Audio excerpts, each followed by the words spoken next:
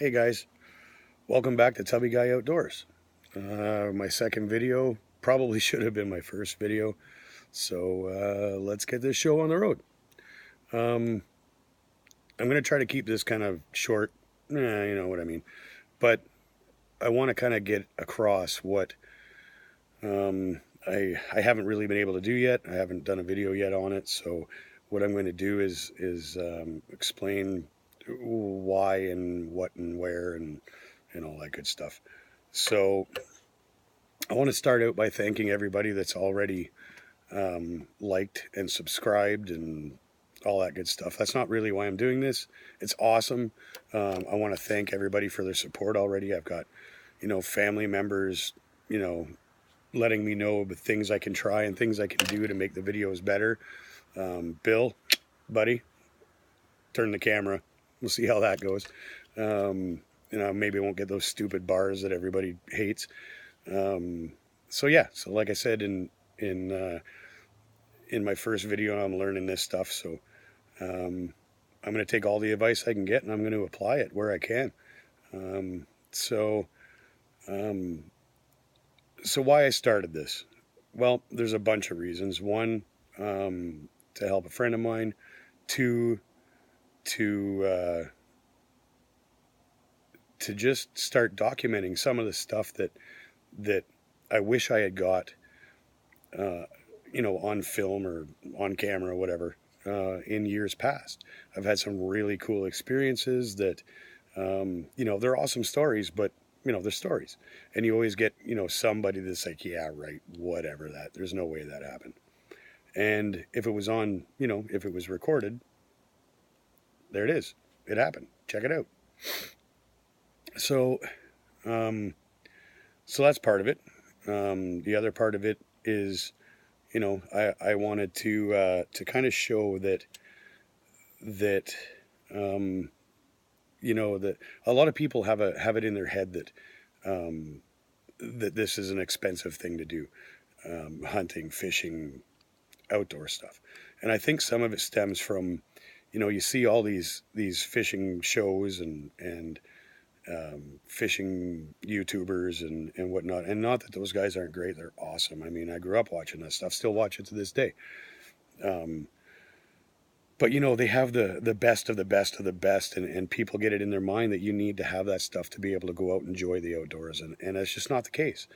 There's a lot of guys like myself that, we work full-time plus jobs, and we're just on the grind all the time. And it's, I don't want to say it's a struggle, but because that's a bit cliche, but I want to, it's tough. You got mortgage payments and car payments and all the stuff that goes with normal everyday life when you're not making, 100,000 a year or whatever, when you're making a few bucks above minimum wage and just living paycheck to paycheck kind of thing. I just want to show that it's still possible. There's nothing holding you back. There's not a lot. You don't have to invest a crap ton of money to enjoy the outdoors, to enjoy fishing, and to enjoy hunting. I mean, there's always some startup costs that you may have to save up for. You may have the money for now, whatever. But it's the startup costs. Once you have that stuff, like a rifle or a shotgun or the rod you wanted. Once you have that stuff, they're an investment. You own it. It's yours, and you're going to enjoy it for years. I personally still hunt the majority of my hunts with my Remington 7600 pump that I bought when I was 16. It still shoots straight. It still kills deer. It still, it does what it needs to do. I still use the Remington 870 pump that I bought when I was 16 for turkeys, goose, ducks, rabbits, grouse, you name it. I mean, any small game animal, any migratory bird, that's what I use. So, I mean, it cost me, a few $100s then, but I've had it for forever, right? My shotguns literally had thousands and thousands of rounds put out of it, never let me down. Still have it, still use it every season. Going to use it this season. So, although it's nice to have the the Benellis and Berettas and whatever. You don't need them. You don't have to go to that extreme.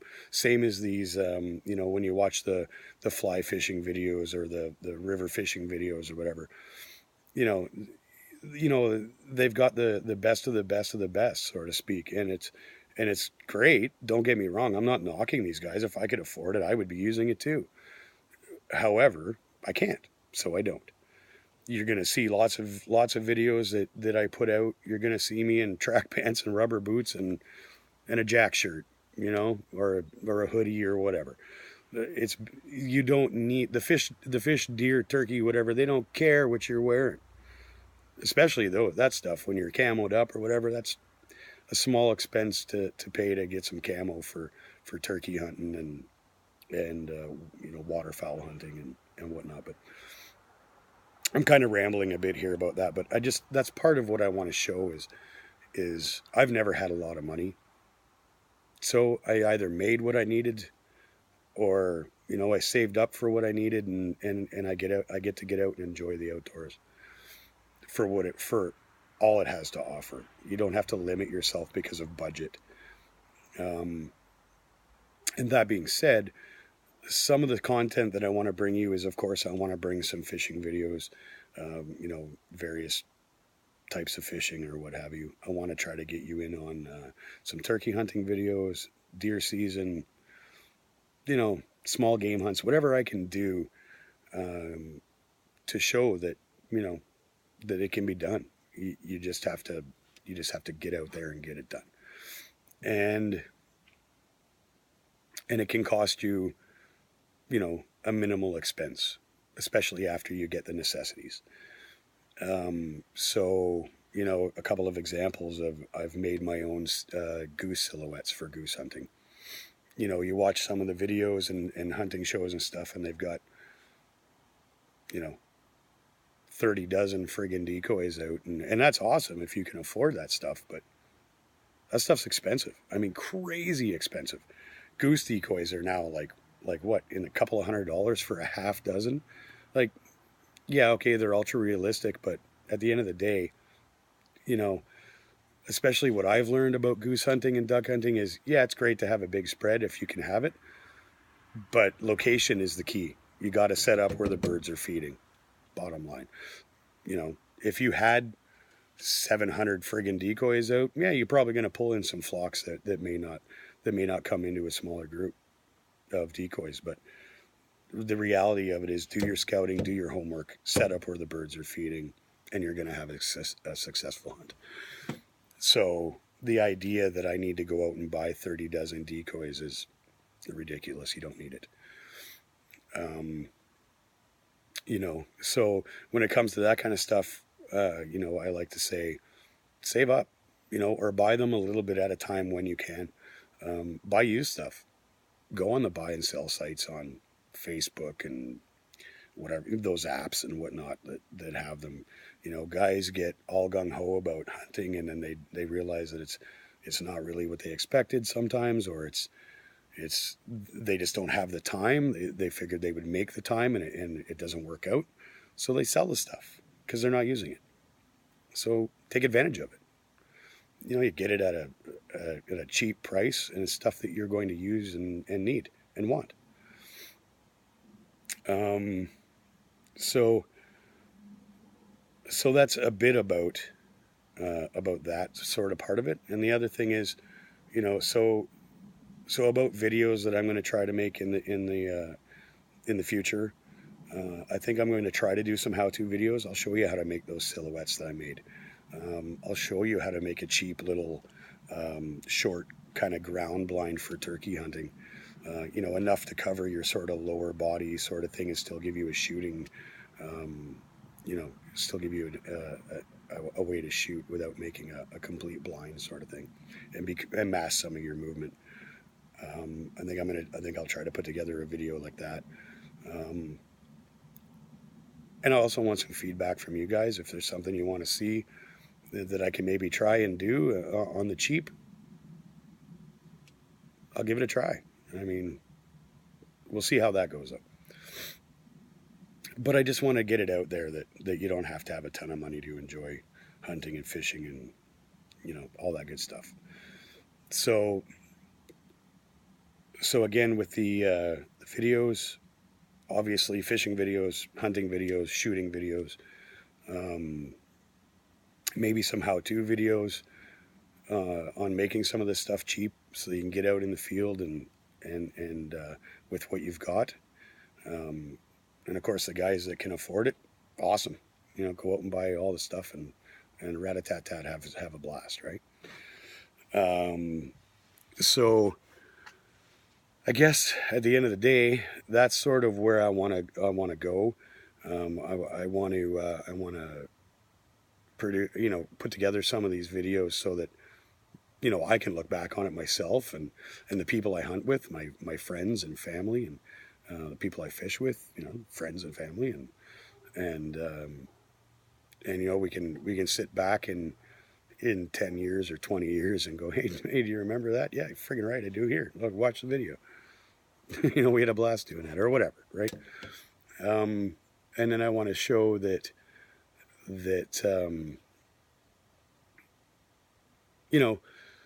it's about conservation. It's about enjoying the resources, and I also want to show that, in my case, harvesting animals, it's going to happen. I'm going to put it on a video for you if I can, if I get that lucky. And I want to get it out there that not everybody, catch and release is awesome. I do it all the time myself, but I also want to get the point across that it's okay to keep a few fish for the table, to put some food on the table for your family. It's okay to harvest a doe. It's great to let those big bucks get big, and you have a 200-inch buck on the wall, and that's awesome. But you can't eat antlers. And the way I look at things, and the way I grew up with my family hunting and fishing my whole life, my dad was hunting and fishing his whole life. My grandfather, generations, right?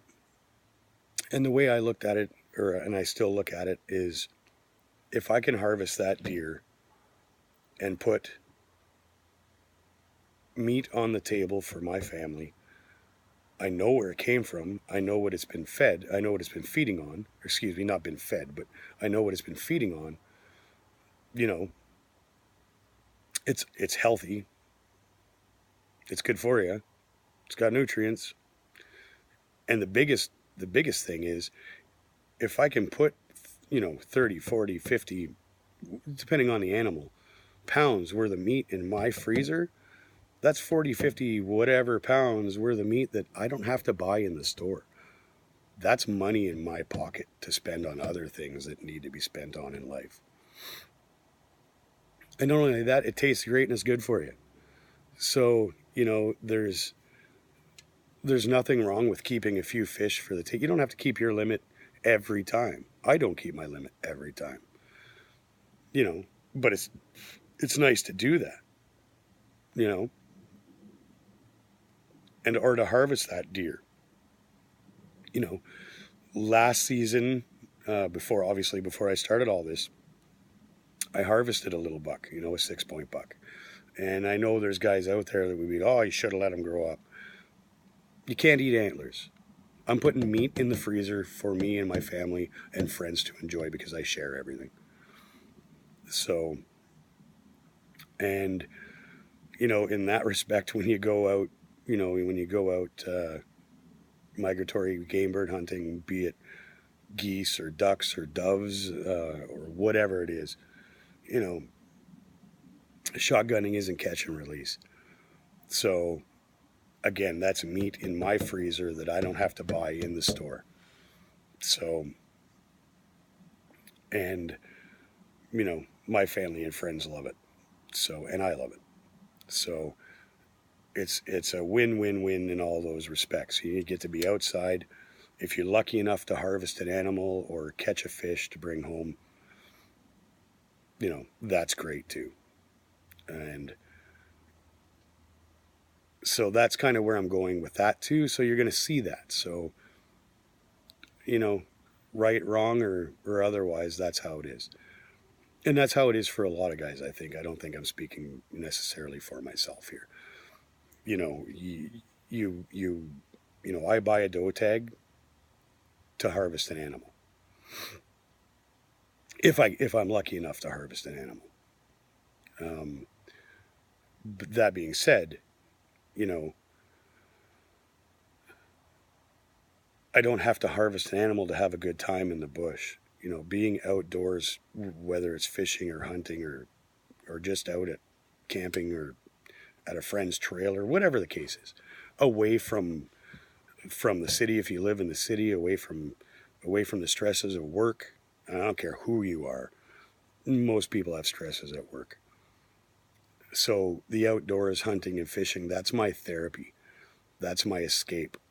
Get out there and you put the phone, leave the phone in the car, turn that thing off. You don't have to answer to anybody. It's you and Mother Nature, and just, gives you a chance to decompress. And that's yet another point that I want to make is, getting outdoors and doing these things that we do and love doing and grew up doing. It's just a total mental recharge, complete decompression. And it doesn't have to be a week's hunt. All it has to be is a couple hours in the evening after work, swinging a fly rod over a little stream for brookies, or casting a river for rainbows, or whatever. You know, it's the point is being out there and letting go of the day. So I can tell I'm starting to ramble here a little bit, guys. So I'm gonna cut it off here. I want to thank everybody for watching. I want to thank everybody for their support and their help and their ideas. Keep them coming. Like I'll use every one if I can. And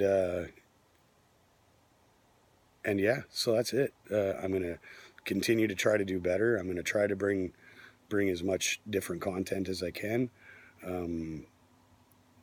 And right now we're kind of in the season where we're in between. A lot of seasons aren't open yet. Turkey season's a month away, but we'll get there. So just bear with me. The videos aren't going to be hard and fast here for the first little while, and especially that I'm still figuring things out. But stuff's going to come. I'm going to do my best. So thanks for watching. Get outdoors when you can, and have a good night.